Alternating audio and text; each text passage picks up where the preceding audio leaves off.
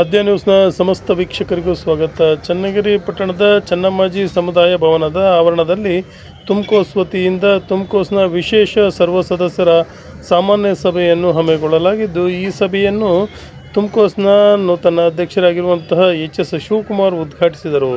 ಈ ಸಂದರ್ಭದಲ್ಲಿ ಕಾರ್ಯಕ್ರಮವನ್ನು ಉದ್ಘಾಟಿಸಿ ಮಾತನಾಡಿ, ಚನ್ನಗಿರಿಯಲ್ಲಿ ಆಸ್ಪತ್ರೆ ಮಾಡುವುದು ಒಂದು ದೊಡ್ಡ ಸವಾಲು ಎಂದು ನಮಗೆ ತಿಳಿದಿದ್ದರೂ ಜನರಿಗೆ ತುರ್ತು ಸೇವೆಗಳನ್ನು ನೀಡುವಂತಹ ಹೈಟೆಕ್ ಆಸ್ಪತ್ರೆ ಮಾಡುವುದು ಮುಖ್ಯ ಉದ್ದೇಶವಾಗಿದೆ. ಚನ್ನಗಿರಿ ಭಾಗದಲ್ಲಿ ಸಾಕಷ್ಟು ಅಪಘಾತಗಳು ನಡೆದ ಸಂದರ್ಭದಲ್ಲಿ ಜಿಲ್ಲಾ ಕೇಂದ್ರಕ್ಕೆ ಹೋಗುವ ಮೊದಲೇ ಸಾಕಷ್ಟು ಪ್ರಾಣಗಳು ಹೋಗಿವೆ. ಆದ್ದರಿಂದ ನಮ್ಮ ತಾಲೂಕಿನ ಜನತೆಗೆ ಆಸ್ಪತ್ರೆ ಅಗತ್ಯವಾಗಿದೆ ಎಂದು ಹೇಳಿದರು. ವರದಿ ಸತೀಶ್ ಪವಾರ್, ಚನ್ನಗಿರಿಯಿಂದ.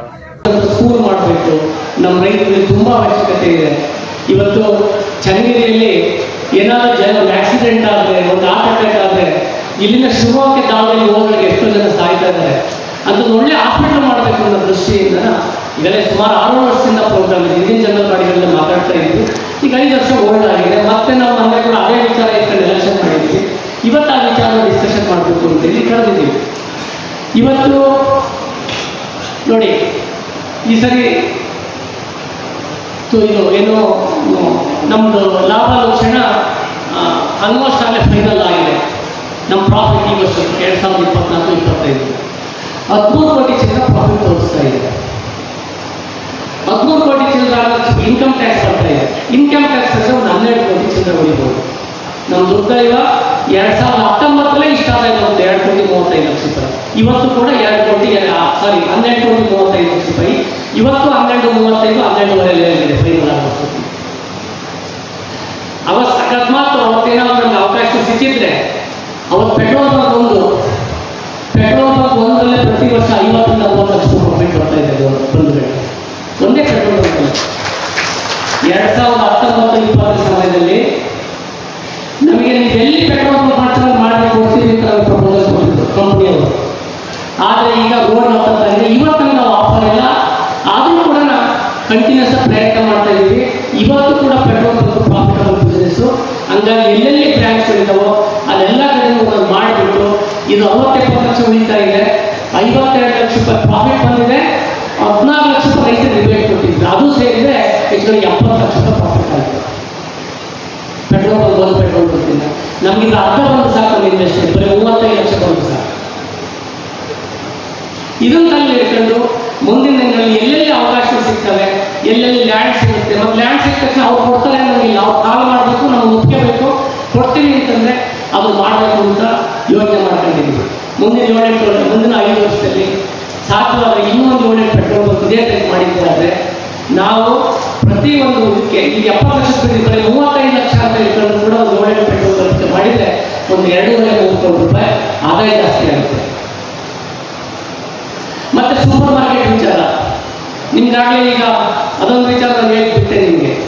ನಾವು ಹೇಳಿದ್ವಿ, ನಮ್ಮ ರೈತ ಸೂಪರ್ ಮಾರ್ಕೆಟ್ ಉದ್ದೇಶನೇ ಏನಾಗಿತ್ತು ನಮಗೆ, ನಮ್ಮ ರೈತ ಎಂದೂ ಕೂಡ ಹಸಿವು ಮತ್ತು ಅರಿವೇನಕ್ಕೆ ಯೋಚನೆ ಮಾಡಬಾರ್ದು ಅಂತೇಳಿ. ಅರಿವೆ ಅಂದರೆ ಬಟ್ಟೆಗೆ ಎಂದೂ ಕೂಡ ನಮ್ಮ ರೈತ ಯೋಚನೆ ಮಾಡಬಾರ್ದು. ಅದಕ್ಕೋಸ್ಕರ ನಾವು ಸೂಪರ್ ಮಾರ್ಕೆಟ್ ಮಾಡ್ತಿರೋವಂಥದ್ದು ಅಂತೇಳಿ ಈಗ 10 ವರ್ಷ ಹೇಳ್ತಾರೆ. ನಮ್ಗೆ ಇವತ್ತೆಲ್ಲ ಹೇಳ್ತಿರೋವಂಥದ್ದು ಮಾಡಿದ್ದೀವಿ. ಅದೇನಾಗಬೇಕು ಅದಿನ್ನೂ ಆಗಿಲ್ಲ. ಅದು 3 ಫ್ಲೋರ್ಗೂ ಕೂಡ ತುಂಬಿಸ್ಬೇಕು ಅಂತಂದು ಯೋಚನೆ ಮಾಡಿದ್ದೀವಿ. ಅದ್ರ ಬಗ್ಗೆ ತುಂಬ ಖರ್ಚಾಗಿದೆ. ನಮ್ಮೆಲ್ಲ ನಮ್ಮ ಸಂಘಟನೆಗಳು ಅವರಲ್ಲಿ ಸಂಬಂಧಪಟ್ಟ ಸೇಲ್ಸ್ ಕಮಿಟಿಗೆ ಬಟ್ಟೆ ಕೈಯೋರು, ಸೂಪರ್ ಮಾರ್ಕೆಟ್ ಕಮಿಟಿಯವರು, ಸೂಪರ್ ಮಾರ್ಕೆಟ್ ತುಂಬ ಅಲ್ಲೇ ಬೆಂಗಳೂರು, ಬನವಾಸಿ, ಈಗ ಇಷ್ಟರಲ್ಲೇ ಕೂಡ ಇಲ್ಲಪ್ಪ ಸೋಲಾಪುರ, ಅಹಮದಾಬಾದ್ ಎಲ್ಲ ಕಡೆ ಹೋಗ್ಬರೋರು ಇದ್ದಾರೆ. 1 ಫ್ಲೋರ್ ಪೂರ್ತಿ ಬಟ್ಟೆ ಮಾಡಬೇಕು ಅಂತ ಇದ್ದೀವಿ. 1 ಫ್ಲೋರ್ ಪೂರ್ತಿ. ಈಗ ಬರೇ ನೀವು ನೋಡಿದ್ರೆ ನೋಡಿ ಏನಿದೆ ಅಂತಂತೇಳಿ ಒಂದು ಹುಡುಗರಿಗೆ ಬಟ್ಟೆ, ಪ್ಯಾಂಟು, ಶರ್ಟ್ಗಳು ಬಿಟ್ಟರೆ ಬೇರೆ ಅಂತ ಇರಲಿಲ್ಲ. ಎಲ್ಲರೂ ಹೆಣ್ಮಕ್ಳಿಂದ ಹಿಡಿದು ಮಕ್ಕಳಿಂದ ಹಿಡಿದು ಗಂಡಸರಿಗೆ ವಯಸ್ಸಾದವರು ಎಲ್ಲ ಒಂದು ಪಾಯಿಂಟಲ್ಲಿ ರೇಷ್ಮೆ ಸೀರೆಗೂ ಸಿಗೋ ಮಟ್ಟಕ್ಕೆ ಮದುವೆ ಮಾಡ್ಬೇಕು ಅಂತ ಚಿಂತೆ ಹಿಡ್ಕೊಂಡು ಮಾಡ್ತಿರೋದು. ಅದಕ್ಕೆ ನಿಮ್ಮ ಒಪ್ಪಿಗೆ ಬೇಕು. 1 ಫ್ಲೋರ್ ಪೂರ್ತಿ ಆದಮೇಲೆ ಸಾಧ್ಯ ಇನ್ನೂ ಬೇಕು ಅಂದರೆ ನಮ್ಮ ವ್ಯವಹಾರ ನೋಡ್ಕೊಂಡು, ನಮ್ಮ ಲಾಭ ನೋಡ್ಕೊಂಡು ಮುಂದುವರಿಯೋದಂತ ನಮ್ಮ ಚಿಂತನೆ. ಮತ್ತೆ ಈಗೇನಿದೆಯೋ ಅದನ್ನ ಇನ್ನೊಂದು ಉನ್ನತೀಕರಣಗೊಳಿಸಿ 2ನೇ ಫ್ಲೋರ್ ಇಡಬೇಕು ಅಂತಂತೀವಿ. ಇದು ತುಂಬ ಐಟಮ್ಗಳು ನಾವು ಇಟ್ಟಿಲ್ಲ. ಇದರಲ್ಲಿ 25% ಇಲ್ಲ, ಇನ್ನೂ 75% ಇದೆ. ಬರೀ ಅದೇ ಒಂದು ಗೋಡಂಬಿ ಇರ್ಬೋದು, ಒಂದು ದ್ರಾಕ್ಷಿ ಇರ್ಬೋದು, ಒಂದು ಬೇಳೆ ಇರ್ಬೋದು. ಜಾಗ ಒಳ್ಳೆ ಬೆಳೆ ಇಟ್ಟಿದ್ದೀವಿ. ಜಾಗ ಇಟ್ಟರೆ ಈ 3-4 ಬೆಳೆ ಇಟ್ಟಿದ್ದೀವಿ. ಒಳ್ಳೆ ಜಾಸ್ತಿ ರೇಟ್ ಬೇಕು ಅಂದ್ರೆ ಜಾಸ್ತಿ ರೇಟಿಗೆ ತಗೊಂಡು ಹೋಗ್ತಾನೆ, ಕಡಿಮೆ ರೇಟ್ ಬೇಕು ಅಂತ ಕಡಿಮೆ ತಗೊಂಡು ಹೋಗ್ತಾನೆ. ಅದು ಇನ್ನೂ ತುಂಬ ಐಟಮ್ಸ್ಗಳಿದ್ರೆ ಅದಕ್ಕೊಂದು ಫ್ಲೋರ್ ಬೇಕು. ಕೆಳಗಿನ ಫ್ಲೋರಲ್ಲಿ ಸಾಧ್ಯವಾದರೆ ನಾವೇ ಮಾಡೋದು, ಮಾಡೋಕ್ಕಾಗದೇ ಇದ್ರೆ ಈ ರಿಲಿಯನ್ಸ್ ಡಿಜಿಟಲ್ ಅಂತ ಇದೆ, ಕೇಳಿದ್ವಿ, ಹರ್ಷ ಅಂತ ಇದೆ, ಮತ್ತೆ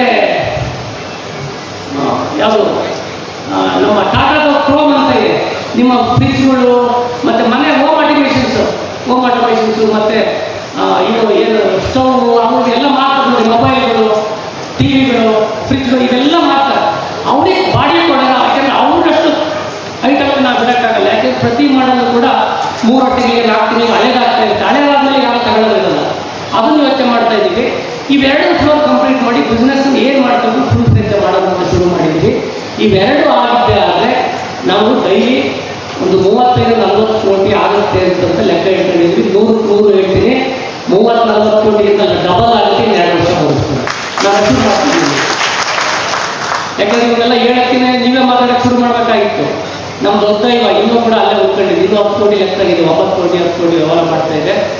ಆಗುವಷ್ಟು ಕಷ್ಟ ಮತ್ತೆ ಯಾವಾಗ ಬೇಡ ಪರಿಸ್ಥಿತಿ ಅಲ್ವಾ, ನೀವು ಅನುಭವಿಸಿದ್ದೀರಲ್ವಾ.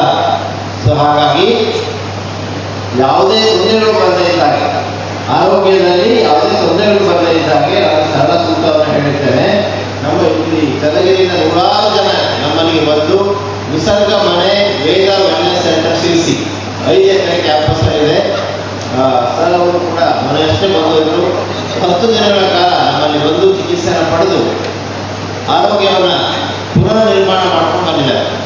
ಭಾರತೀಯ ಚಿಕಿತ್ಸಾ ಪದ್ಧತಿಗಳನ್ನು ನಾವು ಪ್ರಾಕ್ಟೀಸ್ ಮಾಡ್ತೀವಿ. ಅದು ಆಯುರ್ವೇದ ಇರ್ಬೋದು, ನ್ಯಾಚುರೋಪತಿ ಇರ್ಬೋದು, ಓಝೋಥೆರಪಿ ಇರ್ಬೋದು, ಫಂಕ್ಷನಲ್ ಮೆಡಿಸಿನ್ ಇರ್ಬೋದು, ಕಾರ್ಪೋಲಜಿ ಇರ್ಬೋದು.